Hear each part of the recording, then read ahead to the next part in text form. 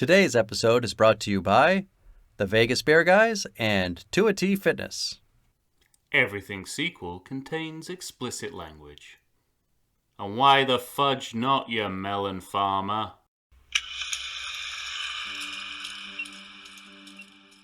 We are talking Breaking Dawn Part 1. My name is Michael Shantz of the How Dare You Awards. Joining me in the quest to make sense of this two-part set of movies is Tom Stewart of Lonesome Whistle Productions. Hello, Tom. This is none of your business, dog.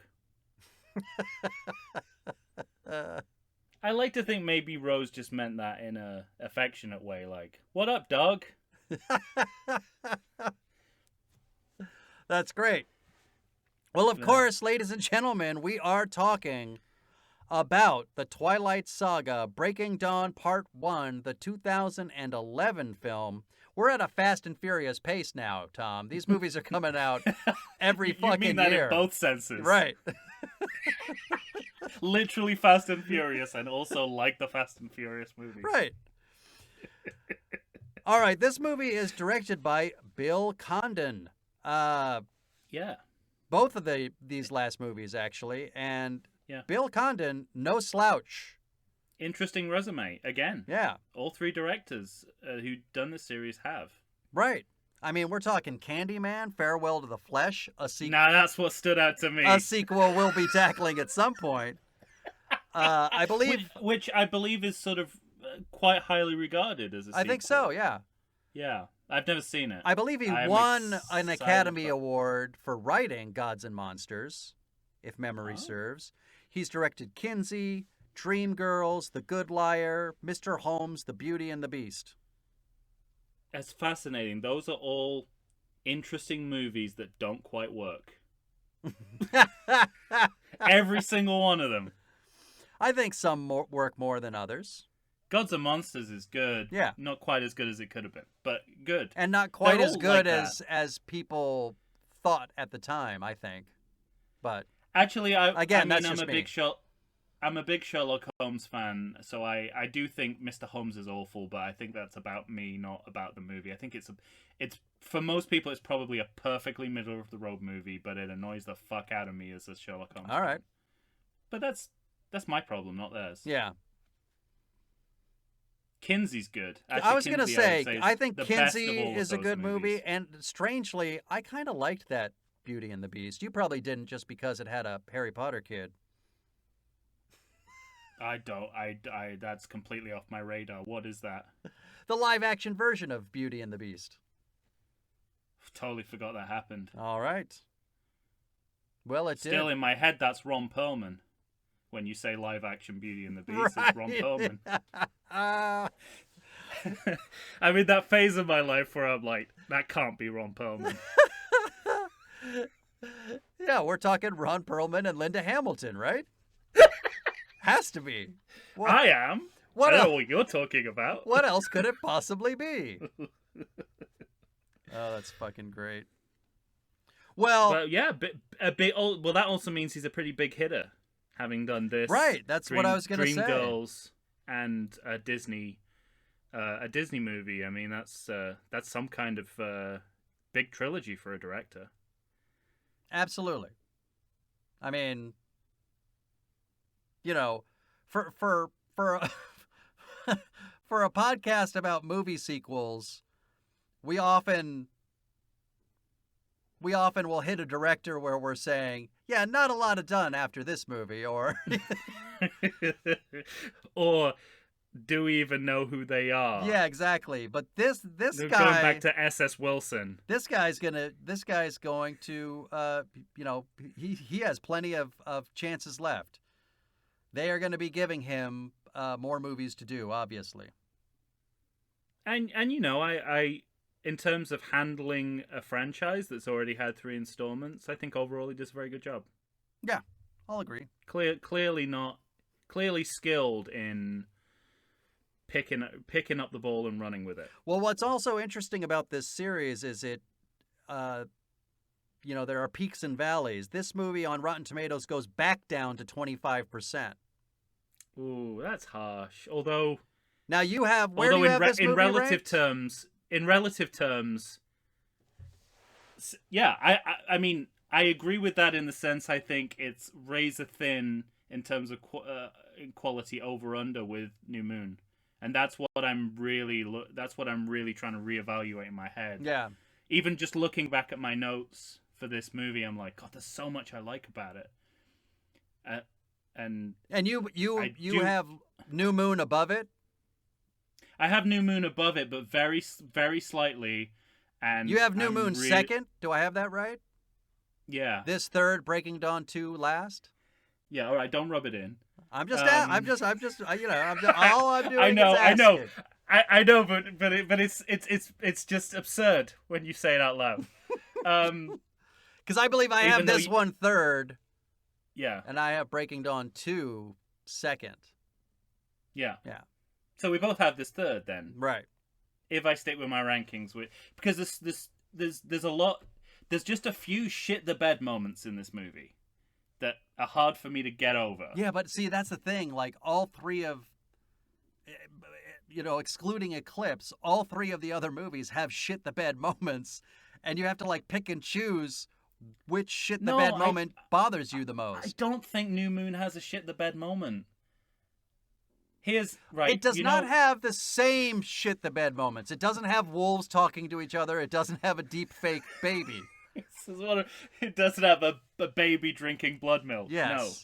So, so that's why I'm starting to hedge my bets, because all the things that I just find so ridiculous about New Moon have to do with basically characters making choices that are just dumb. But it doesn't have any of the deep fake mistakes. And so maybe I should forgive it for characters making stupid choices, because you're not wrong that those choices are trying to be Shakespearean. If they fall flat, like and you're not wrong that they fall short significantly. Yes, right. So I'll meet you in the middle. Yeah. And so it's just I'm starting to hedge my bets on what I want to value. So yeah. I don't know. Well, speaking of, people making dubious choices, I think what made me the absence of a truly shit the bed moment in New Moon helps, but it's also like there's so much of that. The feeling of the Twilight movies as a whole is more embedded in New Moon than it is this. You're right about that. I'll agree. I so agree if I with you want there. that feeling, so for instance, I live on the same street as a 7-Eleven. Mm-hmm. I know I could walk out of my door and 2 minutes later come back with a Slurpee, with a Velveeta and Shells pack. Right. Velveeta is my structuring metaphor for the Twilight movies. Like, so in the same way, like, I know New Moon is there for me to sort of have if I want to get that Twilight feeling. Right. But I wouldn't say the same about this movie. But when I break down this movie, I'm like, actually, that's really impressive, and more impressive than anything that happens in New Moon. See, because I go back and forth, and we talked about this in our ranking episodes, where I said nothing happens in this movie, but everything happens in this movie. And I think that's on purpose. Do you?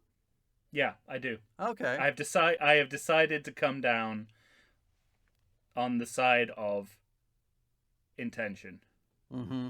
Because I think whichever way you look at it, I think it works. I think it works if so. For about an hour of this movie, I'm like, and I'm thinking, I would be completely comfortable with this. Oh, this is going to be a movie off. This is going to be a vacation from the series. Yeah. I'm just going to watch them get married, go on honeymoon. That'll be it. Right. It's like a romantic comedy. I'm like, I was like, and as I'm watching that, I'm viscerally having the feeling of, I'm okay with that. But then you're okay with them. You're okay. You would have been okay with low stakes throughout the whole movie. Do I have that right? Yes. Okay. And stakes are a good vampire analogy right. too.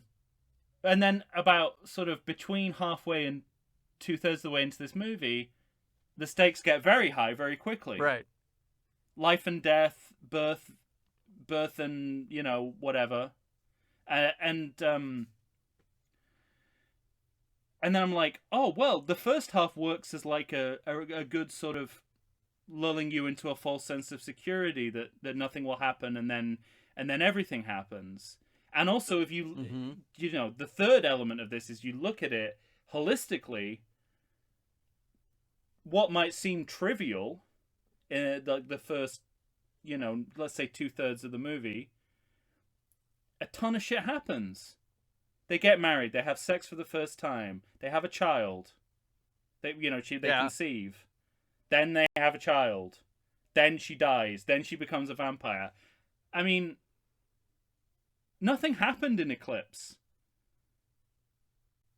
In New Moon, I'd say one thing happened around a series of misunderstandings.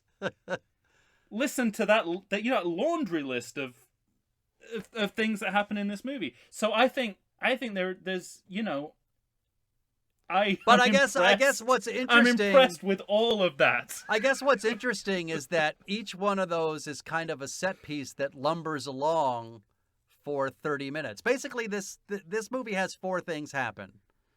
No, I just listed more than 4 things that happen. No, but it's basically 4. Come on. They get married. An interspecies marriage. Right. They get married. That takes a half hour. Then they go on their honeymoon. That takes about 40 minutes. They have sex for the first time, and I count the honeymoon as separate. Within that, they have sex. No, it's not sub. It's a distinct from. On she their gets honeymoon, pregnant. She sex. Dies. She becomes a vampire. That's at least 5. That's and I'm 4. not even. But no. I'll add a 5th with massive wolf conclusions. But okay, even if you say, "Oh, that's only 4 things," which is a bit reductive. But the other thing is that they're huge life things. They're huge life enormous events. Life events, especially in the context of a romantically based movie. I that agree. Matters. Yes. I know why I'm shouting at you. We're both saying the same thing. We're agreeing to argue. We're arguing to agreeing.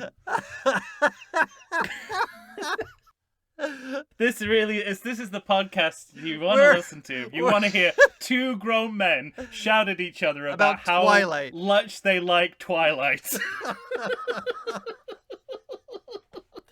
We're saying the same thing, but you thought for a moment I was gonna say something different, so yelling began. Yeah. And I wanted to close that shit down. Baby Hitler it. Yeah.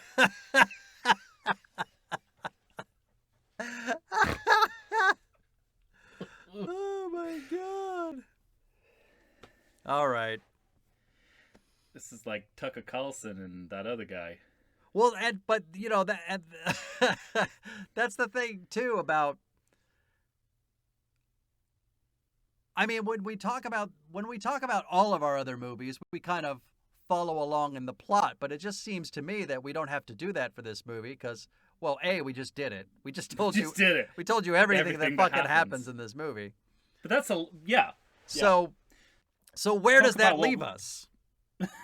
Okay, well, I mean, you mentioned you mentioned Edward's backstory, so let's talk. Okay. Let's talk about that because you pointed that out, and I think that's a good point. That is where we're developing something that we've seen before. And all the men I killed were monsters. Mm-hmm. So he's the original Dexter. And we have a cast member from Dexter in this movie. It's really interesting because I don't know when you have get Dexter's to, brother. When you're in any kind of monster movie, and particularly a vampire movie, you want to think that it's not just a vampire, that there's something going on subtextually here. And to me, that scene for me was all about like self-hating homosexuality. Like men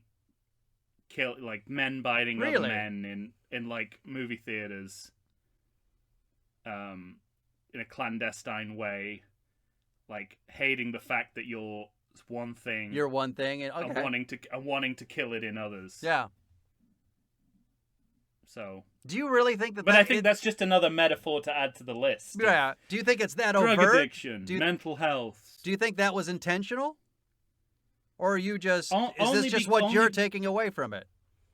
I don't know, but I think the way in which it's portrayed in the clandestine way in which it's portrayed, the clandestine,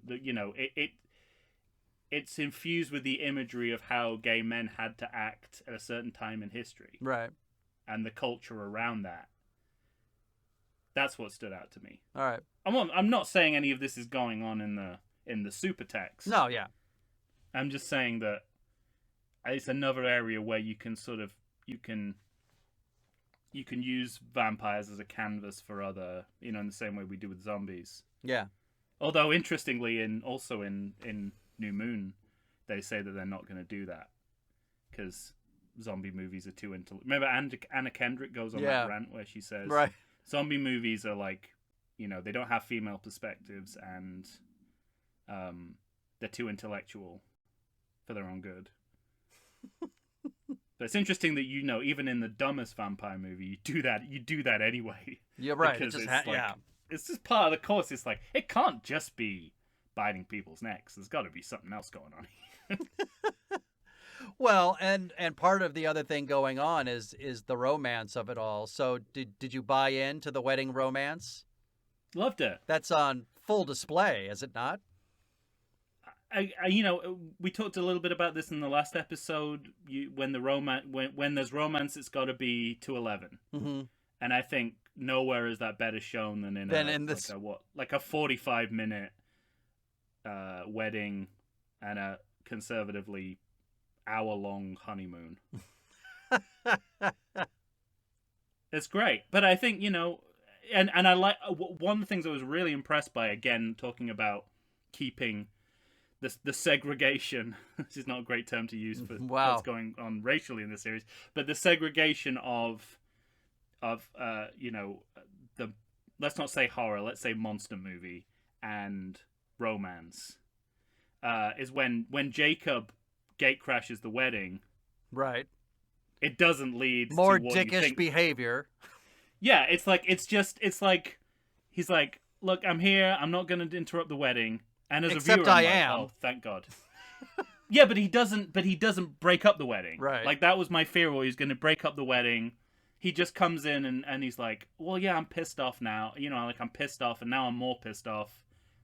But I'm going. The same with Maggie Grace as the relative. I was going to say, so we have that they killed in New Moon, and she's like, you killed the guy and you killed my cousin. Yeah, we got cousin trouble. But it's also all kind of between this movie they're all and like, the wait second... until after the wedding. Yeah, Let's not do that. It's not Game of Thrones blood wedding. And between this first part and the second part, it's all going to be based on another huge misunderstanding. I'm dropping some big TV spoilers here, by the way. Like, not even deliberately. I've done Blood Wedding. I've done Nina Myers is a mole in 24. I'm not even trying to ruin TV for you, and I'm doing it anyway. That's great. Yeah, I loved it.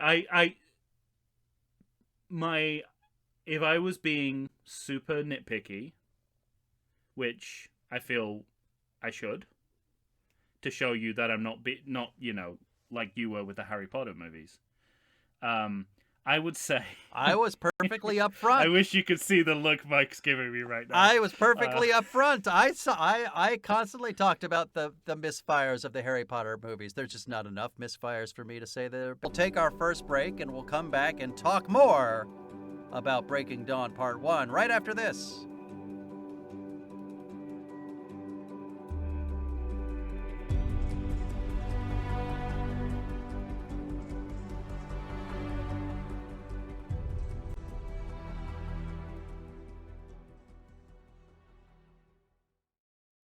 I like to think I know something about beer, But nowadays, even I get overwhelmed when confronted by the exhaustive selection of craft beers they have at bars, breweries, and even grocery stores. Back in the day you had one, maybe two craft beers to choose from, and if you were confused, you ordered a Guinness. But in beerstinations like San Diego, the craft beer options lately are in double, sometimes even triple digits. So what's a beer drinker to do? You need what I need. The Vegas Beer Guys. Your beer of choice should be a perfect blend of malt and hops. And so a live show about beer needs that same balance. And the Vegas Beer Guys matches beer expert Dan Aker with self-proclaimed beer novice Stephen J. Weiss. The results are eminently drinkable. They're on Facebook, they're on Instagram. They'll try new beers, they'll tell you about beer. Think of them as your beer Sherpas guiding you up a foamy-headed mountain to reach the peak of your pint. God, I need a beer.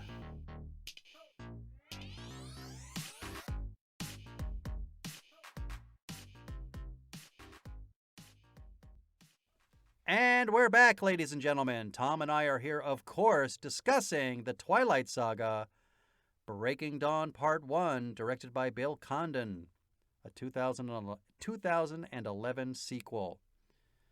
Mm-hmm. All right, Tom, do you want to give any play to, because we've talked a lot so far in the other sequels about chastity and how much these movies are all about don't have sex. And of course, the moment they have sex, it brings a child that's going to eat you from the inside and death itself. Yeah. Is that laying it on pretty thick, or? I don't think you're laying it on very thick. I think the movie's laying it on. That's very what thick. I'm saying. Yeah. But it gets thicker, I think, as the pregnancy goes on. Well, yeah, for sure. Because I hadn't even, that was almost a given that's what that was the message that was sending. But as it goes on, it's essentially anti-abortion rhetoric, right? Mm-hmm. Seems to be the like the issue of choice at hand. Yeah, is kind of I say debated. It's only really one side to this debate. Their sex, by the way, gave me an album title, After Sex Aftermath. That's great. I like that. Sounds like a Slayer song. This movie also, by the way, I don't know if you read this, but this movie was also almost rated R because Kristen Stewart apparently was thrusting too much during a sex scene. So they had to cut it short. Interesting. Yeah. Very, very interesting. Yeah, it's right up against the line, I suppose. PG-13, which is where they want to be completely. Right. So within our... Go ahead.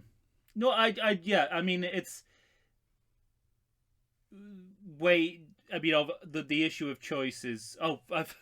first of all, I wanted to say, when I said it's a debate, but there's only one side of the debate, it reminds me of one of my favorite sports commentator quotes from a British soccer game. One of the best soccer commentators of all time, and by which I mean the worst of all time, Chris Kamara.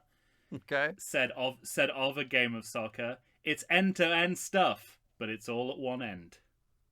And that's how I feel about the issue of abortion in this movie.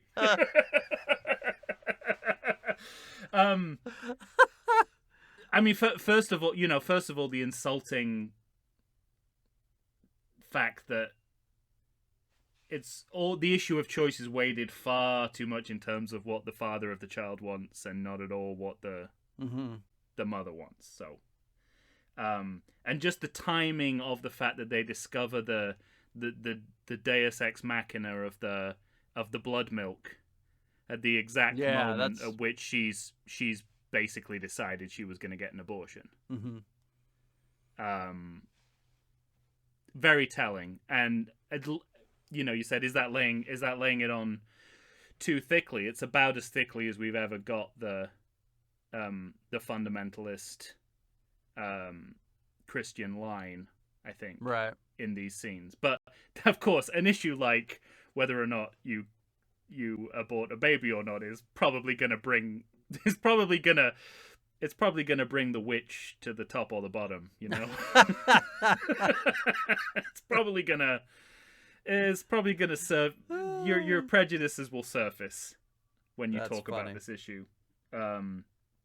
Yeah, right. And also there's two like save the day moments. It's the blood milk and the fact that she starts hearing what the baby's thinking. Mm-hmm. So it's like, oh, and again, you know, a lot of talk about, of nonsense talk about, you know, when is a child a person and not a collection of cells, right. And this movie's definitely drawn its line in the sand. It's when you can hear your child's when you can thoughts. Hear the child's thoughts, of course, and feed it blood. So yeah, I think that I found that very insulting. It is one of my shit the bed moments. I think the blood milk, just I mean, for what's politically underneath it, but also just on a surface level of. I mean, I know firsthand, having been, you know, in hospital rooms where women are giving birth, that they do give women like ice chips and drinks in the styrofoam cup, but just the fact that looks like she's drinking a blood smoothie, right, is hard to take. Well, and... you know, in a movie that also has wolves talking to each other. So yeah, I mean, we have to get to that at some point. Along with it, we also have, because we've been giving a lot of play to the shitty behavior of men. What do you like? What? Again, we're not doing that. Right. The movie is. The movie's doing that. And my point is, the movie's based on a book written by a woman. Yeah. So what do you make of a woman writing a character like Edward, who's a 109-year-old vampire, who once he finally has sex, he says, last night was the best night of my existence. You know, now that I've had my penis in a vagina. In general, it's so male-centric. Yeah. Yeah, absolutely. And I was concerned by how much so when they have sex, she gets hurt badly. Mm-hmm. And I was concerned about the emphasis of that as well. It's like he feels so bad about it, but she loves it so much.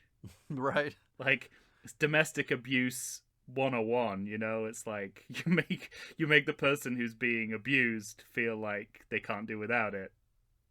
You know what I mean? It's like if that's the that but dynamic, do you think it goes to uncomfortable. Is that where you go? That like it goes to that extent for you? Because... I just didn't like the fact that she had to say, "Come on, keep doing it to me." Like we didn't need that dimension of it. They could both equally be conflicted about it. Right.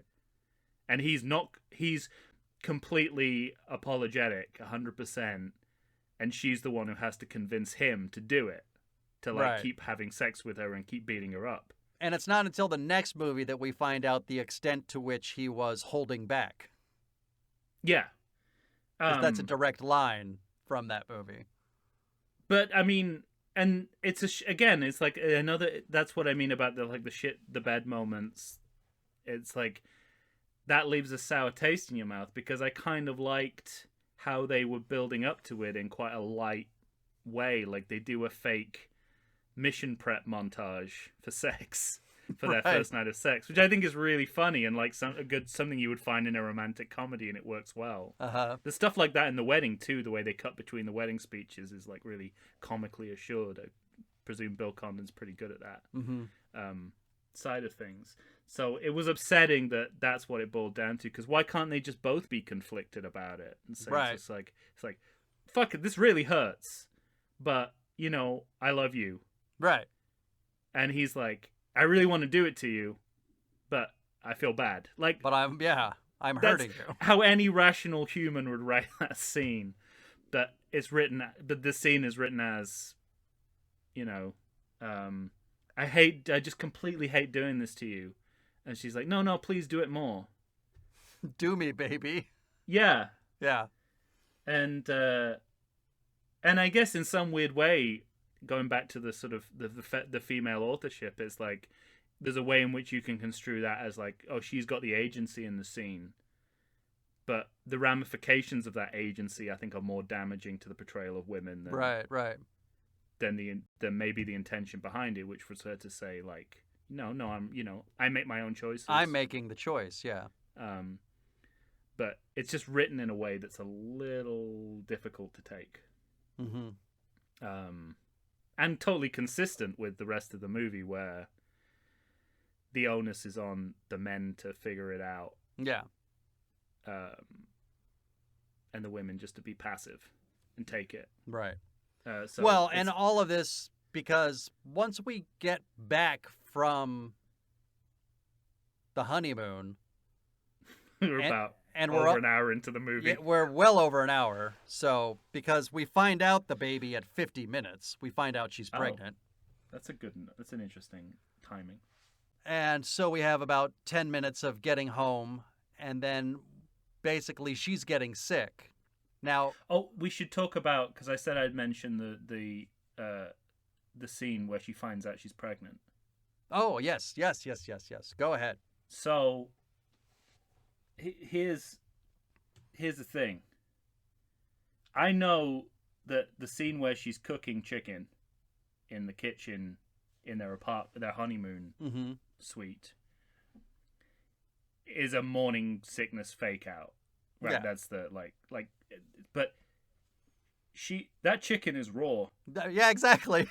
Thank you. She is not there's big pink bits of that chicken. She would get sick anyway. Right.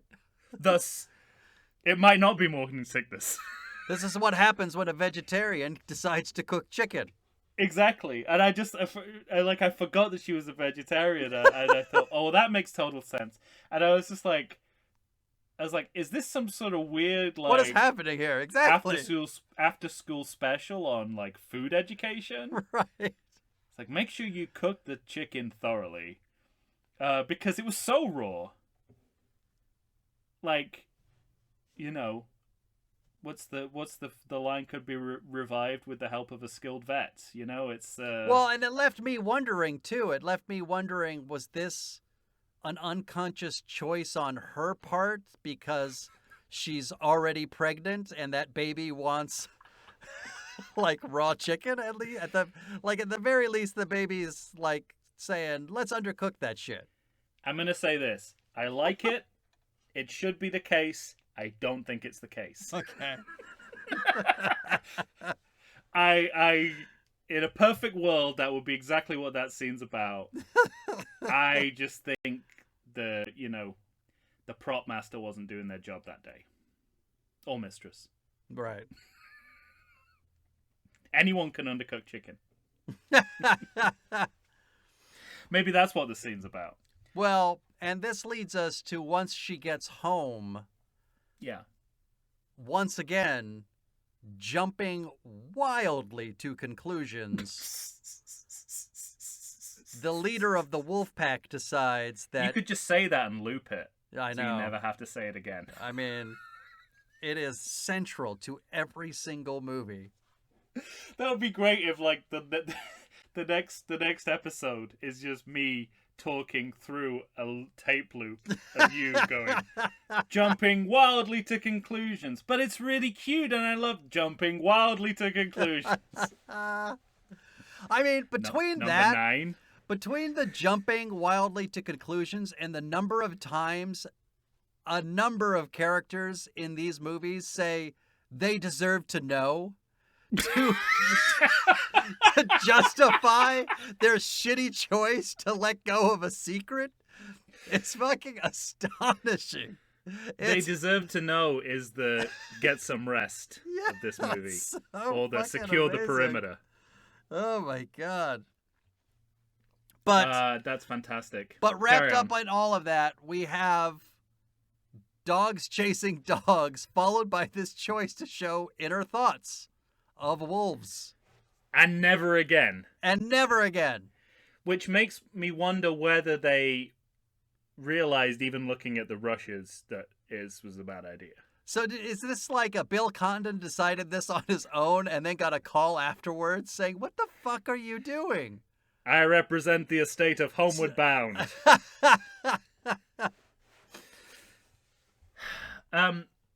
Bruce Willis gave a call and said, "Hey, you're fucking up. You're on my. You're in my territory. Back I do off." the talking animal shit. Two things. First of all, doesn't work. No one in plain doesn't work. Any dimension would say that is a good choice. Secondly, it's a pretty big moment in the series, especially when it's movie 4. Yeah. It's a fourth fucking movie in the series. I was in, basically the story that it's that this scene, this misfire of this abortion of a scene was an abortion, Michael. To keep the theme going. An abortion. And I had it killed because this did not work. Is interrupting a really good subplot of Jacob ascending to Alpha Dog.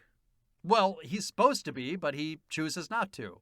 Right, but that's like, there's some good character. But I stuff do see for what him. you mean. Like, he's deciding to go off on his own now, and So right. it's not like something, and it's undercutting all of that. Yeah, that's what I mean. Like, it's not something. It's like, it's not something where you can be like, it's not like CGI Tarkin in Rogue One. It's just like, I'll just close my eyes until it's over, and we'll be back in the movie. It's like that kind of like, I see what they were trying to do, but it didn't work. But it doesn't ruin anything else. This really does ruin everything. Yeah.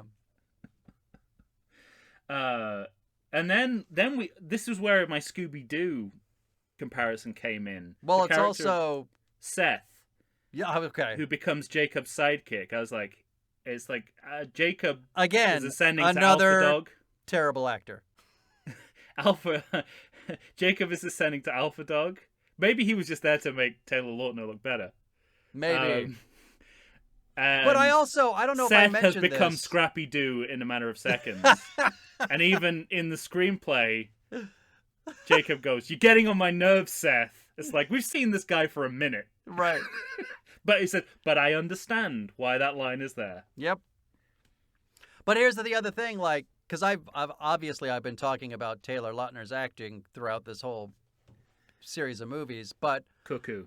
But I also, like, I'm not angry about it because this is like also one of his first.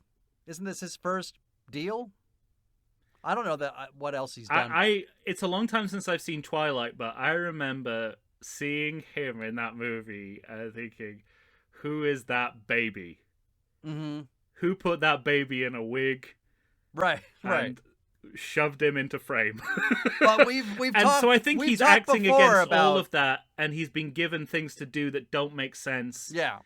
For his character, and when he's got a clear, simple character, he's very good, but he doesn't get that in these movies. Yeah. So at any rate, there's always a beginning for an actor, and he's clearly at the beginning of it to me, but I forgive him. And seeing, I like having seen this behind the scenes footage of him in these fantastic Greg Davis Taskmaster videos. I also get the sense it's like he doesn't care he's a bad actor. Mm-hmm. He looks really happy with himself. Right. Not in a smug way, just like, yeah, this is what I do. I turn up to set. I have fun. I go home. I like, show the pearly whites. I can get on board. I show the pearly whites, and then I have lunch. Ethan Hawke doesn't look like he goes to work and have fun, and I still hate him. So it's like, what's the matter with you? But can we talk just for a moment about, again, this wild conclusion that just because Bella's having a baby, Number 9. What are they saying? They're saying it will kill her or all of them, I think. Oh, well, they think it's going to be. They think that baby's going to kill all the wolves. That's a huge conclusion to draw. This is where I want to know about sources. As in SOURCES. CES, not like sources like ketchup. I mean, because in a vampire movie you can confuse the two. Right. I mean, like, he goes on Vampire Baby Wiki and finds, which, by the way, going on whatever that website is before they're about to, she's about to have the baby.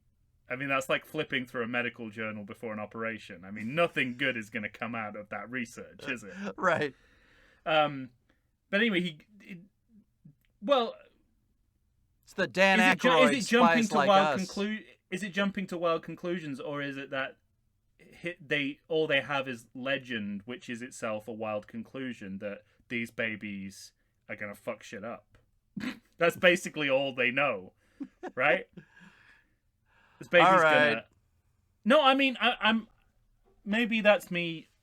It doesn't make a ton of sense, but it doesn't seem like the material they're reading makes a ton of sense. And they do at least acknowledge that. They're like, well, nobody really knows, but if we go from if we go back to the folklore, there's a lot of folklore that's like, beware the vampire baby. Mm-hmm. Beware the vampire human hybrid. Oh, it all boils down to the following lines. You've given me no choice. I don't see it that way. that is a line that eats itself. Yeah. That's an Aurora Boreas line.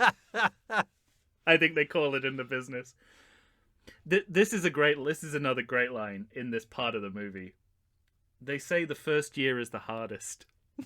Yeah, they say that of fucking human children, not the rare vampire human hybrid. Right. I think they would express that in stronger terms. Were they talking about a creature that defies nature, logic, and reason?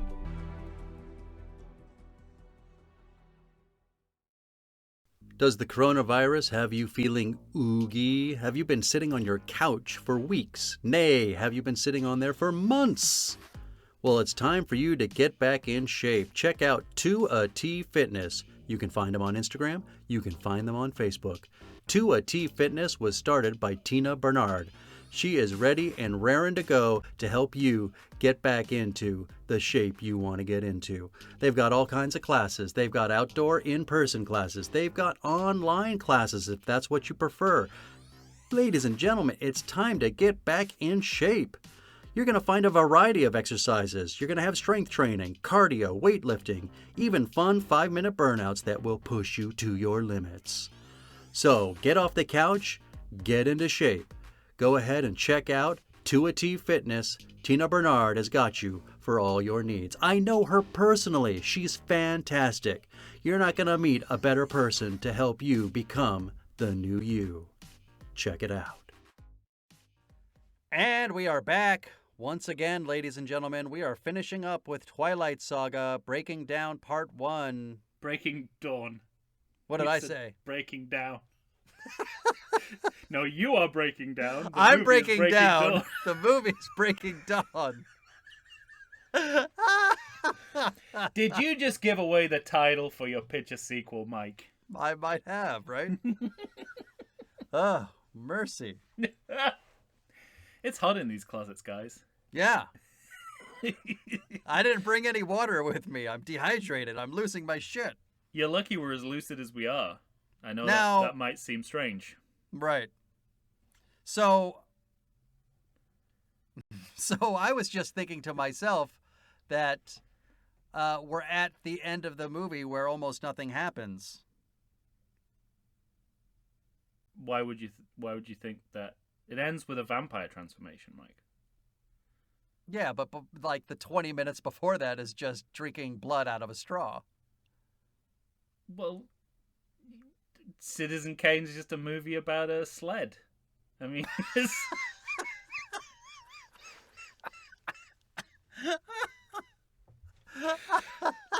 I say that in full in the in full knowledge, full recognition of how in full full of shit recognition you are. that I probably liked that part of the movie as little as you do. All right, fine. And it's not because nothing's happening. I just think a lot is it's crisis point. You know, real Well, high-stakes it certainly shit. is that, because like there is a crisis point because she is starting to fail physically. Yeah. The wolves are starting to could surround the house, and now Jacob is helping out. He's coming up with ways to trick the wolves so that they can go hunt. Shit like that. And they don't spend 2 movies pretending that he's a traitor like a certain other series that we did. They're upfront with the fact that, I mean, it was too dark to tell what was going on, but I was clear that he wasn't doing it for real. Fuck you.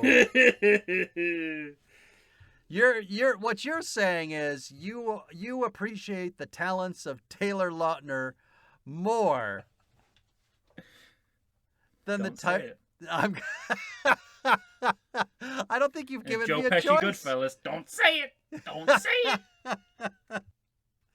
I mean, how dare you? Yeah. Well, I wasn't making a comparison in terms of acting, more about storytelling. I think you were saying Alan Rickman is shit and Taylor Lautner is the best actor ever. That's what I heard. That's my truth of what you said. So, you know, you built your own bridge. I'm happy to burn it. Sold me out. And let me ask you this question too. I did find one thing truly unbelievable in this movie, and it was that one thing.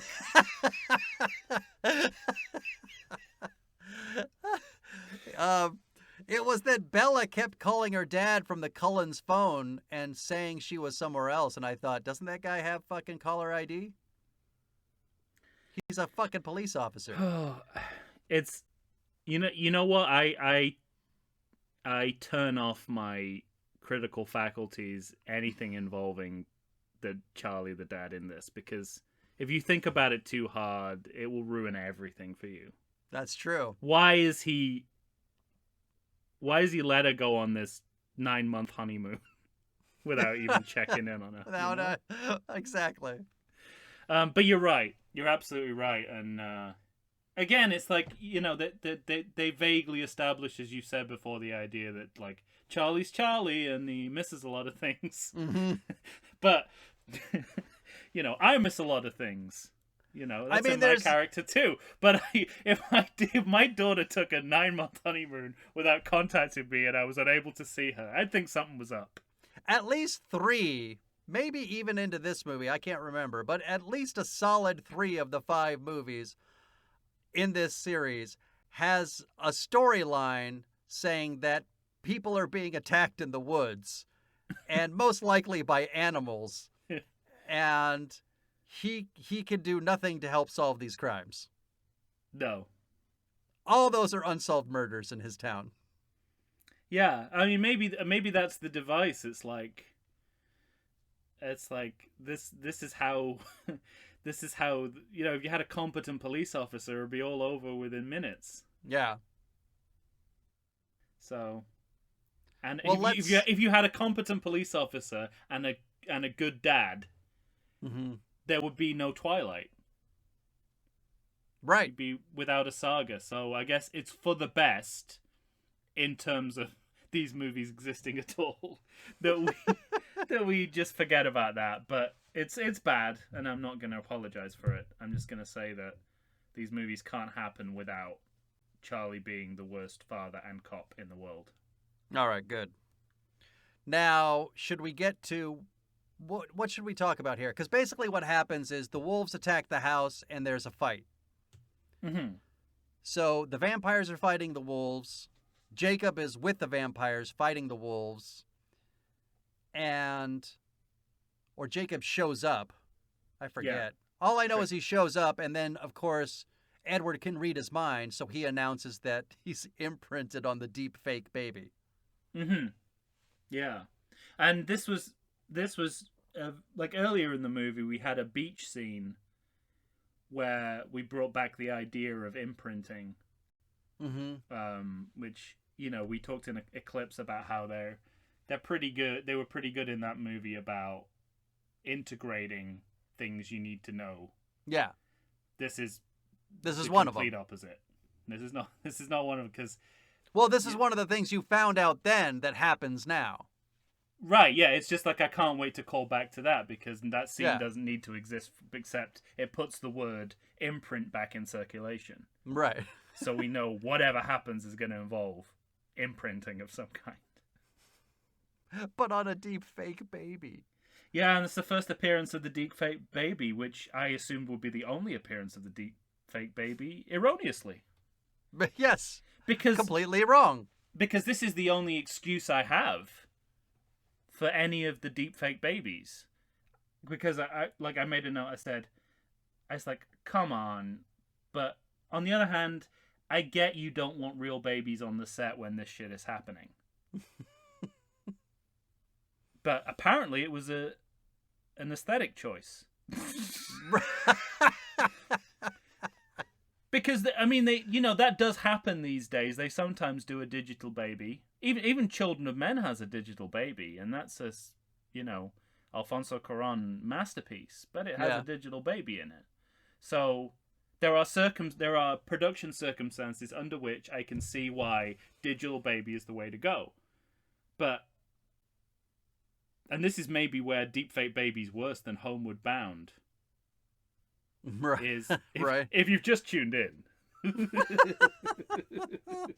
people don't accidentally tune in to like 3/4 of the way through a podcast, do they? Thankfully. Not about the Twilight series. Not about the Twilight series. If you're here on purpose. They don't do Homeward Bound again. Mm-hmm. But this is the tip of the deepfake baby iceberg. Right. Whew. Yeah. But other stuff's going on that. And again, if it was just this instance, I'd be fine with it. Because I would forgive it. I would forgive it. Yeah, I would assume it was a production necessity to do that. The real baby didn't turn up that day, and right. He got a commercial for Pampers. I gotta tell you, I'm really hedging now. I think I have to put New Moon above this movie. But there's so much about this movie that I do like. But I think I have to put New Moon above it. Because of, well, what was the straw that broke the camel's back? Well, one of the things I'm remembering is that, as discussed previously, I saw all of these movies in the theater. Yeah. And again, I remember... Take it as read unless you say otherwise, but go on. Right. The movie I remembered the most was Eclipse. And then I remember a lot of New Moon and of Breaking Dawn Part 2. And I remembered everything. I remembered a lot at the front of this movie.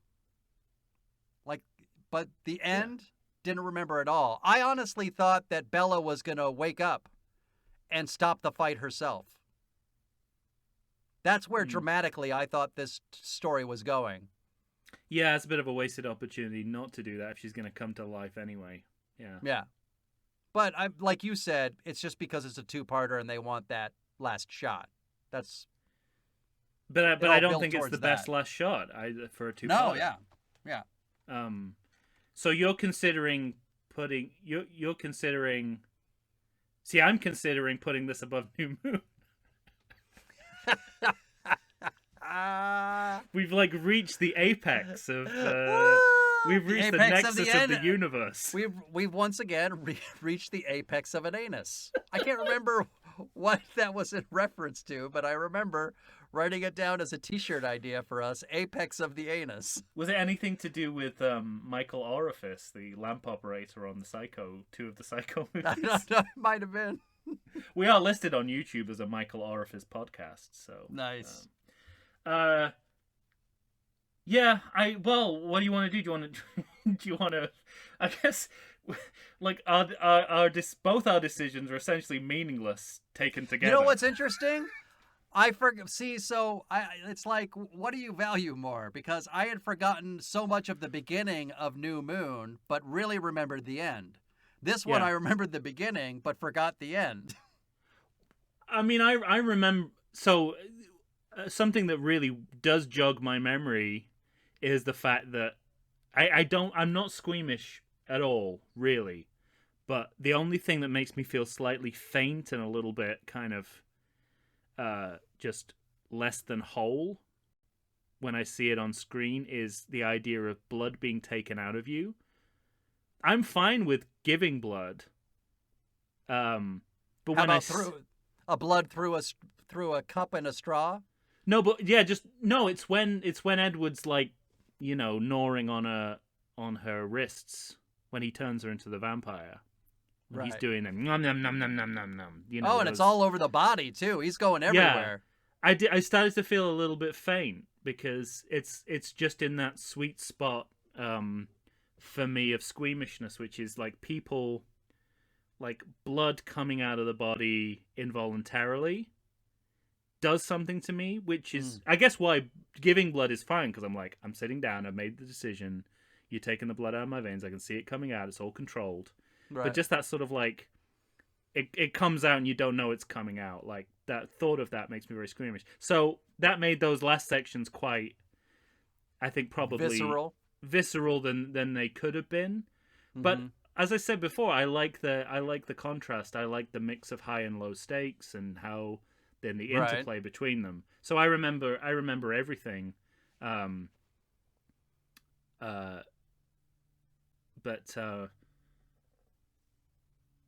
I think all the bad shit happens in the second half of this movie in terms of like shit the bed. Yeah. Yeah.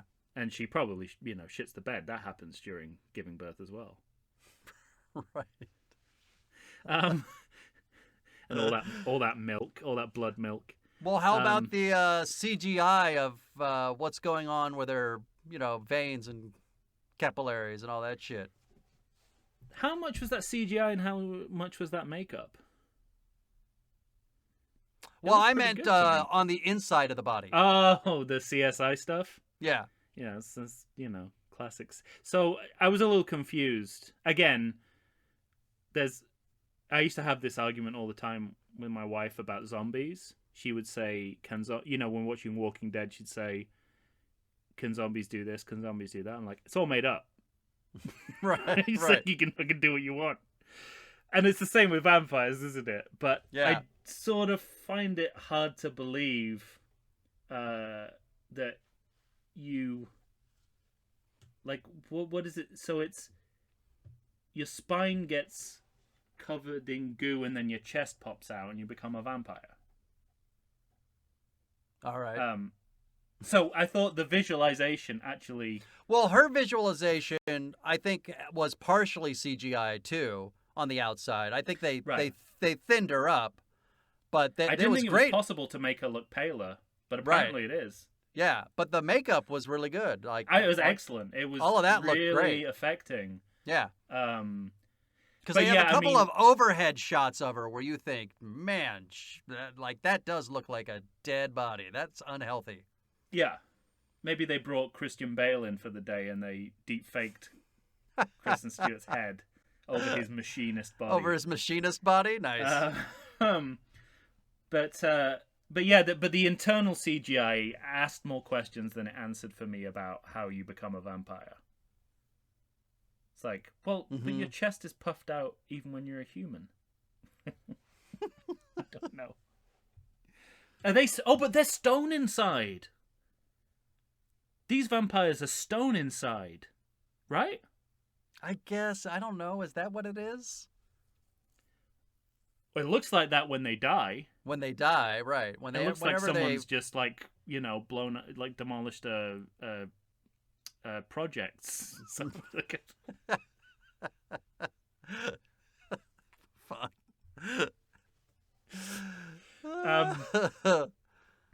Okay, so let's just say vampire biology is mysterious, complicated. Works in mysterious ways his wonders to perform. Very good. I don't know. What else do you have left for Breaking Dawn Part 1? Not much.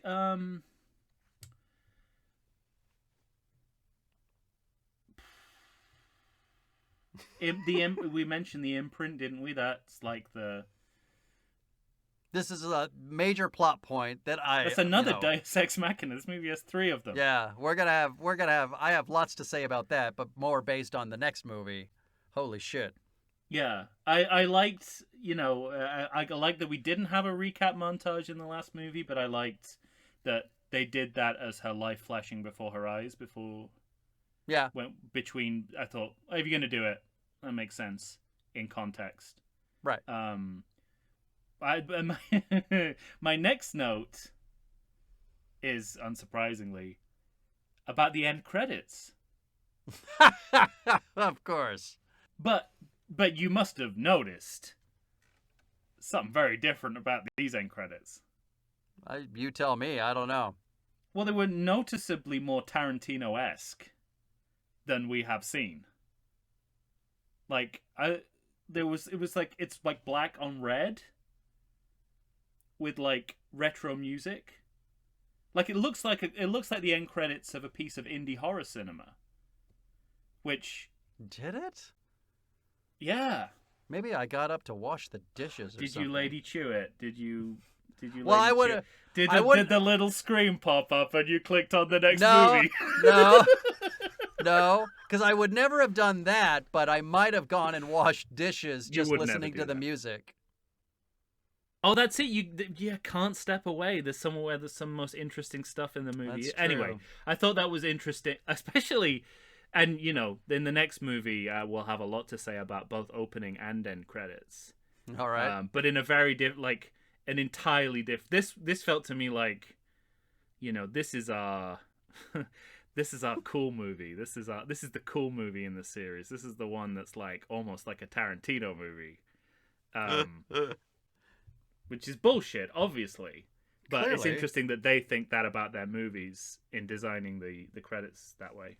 Does somebody in this movie say it's a little easier to take the blood with the straw? Does a character actually say that? Because I wrote that down. I think doesn't Dr. Cullen say that? All right, because right next to that, I wrote that line, and then I wrote next to that, I said, "That's science."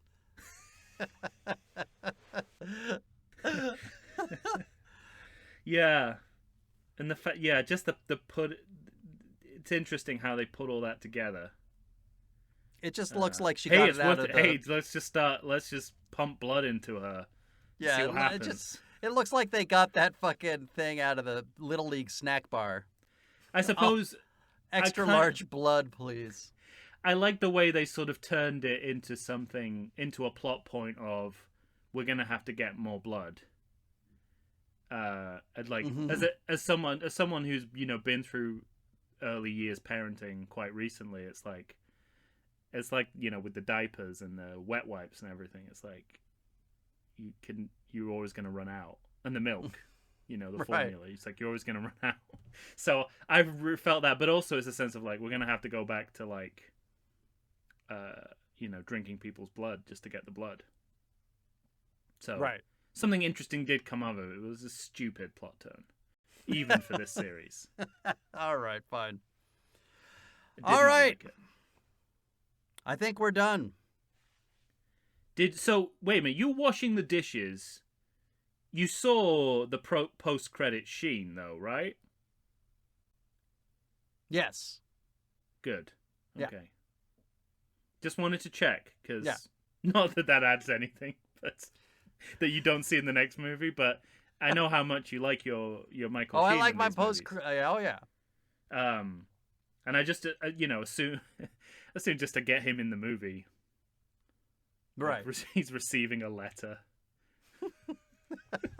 Like, when anyone anyone receives a letter at a movie, he's gotten some correspondence. We can't integrate them in the movie. He's gotten some correspondence. Yeah. Okay, good. I just wanted that noted. Yes. In fact, I'm starting to remember that I think I went, dialogue hours, we got something. So I came running with your back out. sudsy hands Yeah. in midair. Also, we get a vision which contains footage from the next movie, which right. was like Back to the Future 3 put in the teaser for the next movie at the end of Back to the Future 2 kind of moment. Yeah, Alice is like, I'm out of here. But at the time I was like, we haven't even, I mean, we haven't, we'll go, it comes out more in the next movie, but at this point I don't know what visions are supposed to be anymore. Right. Because in the first movie they were self-fulfilling prophecies. No one mentions that in the second movie. So now I don't know what visions are supposed to be. They could be the future, or they might just be bullshit. Or a possible future. Yeah, that's what they are in the next one, isn't it? Yeah, which could change based on people making different choices. Which is the climax. Which it completely contradicts how they work in New Moon. Right. Oh well. Anyway, we'll get there. On our next episode, The Twilight Saga, Breaking Dawn Part 2. If you have something to tell us about Breaking Dawn Part 1, please find the Everything Sequel podcast on Facebook, Instagram, or Twitter. By all means... Michael Orifice Podcast. There you go. By all means, send us an email to everythingsequel@gmail.com. For Tom Stewart of Lonesome Whistle Productions, I am Michael Shantz of the How Dare You Awards.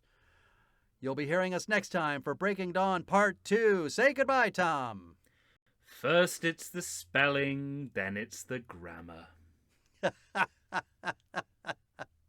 Yeah, that poor young lady gets fucked up. Well, it's a vampire's way. You don't want to use incorrect spelling. You made your life choice around a British person, even a fake British vampire person.